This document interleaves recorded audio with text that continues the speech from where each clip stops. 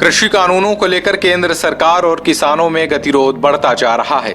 सरकार जहां किसानों को लगातार समझाने की कोशिश कर रही है, तो वहीं किसान कृषि से जुड़े तीनों कानूनों को रद्द कराने पर अड़े हैं। कृषि मंत्री नरेंद्र सिंह तोमर ने गुरुवार को किसानों को समझाया कि जो कानून बने हैं उनके हक में हैं और अगर कोई समस्या है तो सरकार उस पर विचार के लिए तैयार है। साथ ही कृषि मंत्री ने किसानों से प्रस्तावों पर फिर से विचार करने की अपील की, लेकिन किसान अब भी अपनी मांग पर अड़े हैं। कृषि मंत्री की अपील पर किसान नेताओं ने कहा कि पहले भी बहुत बार बात हो चुकी है, कानून रद्द करने से कम पर समझौते का सवाल नहीं है। किसानों ने इसके साथ ही आंदोलन को और तेज करने की भी चेतावनी दे दी।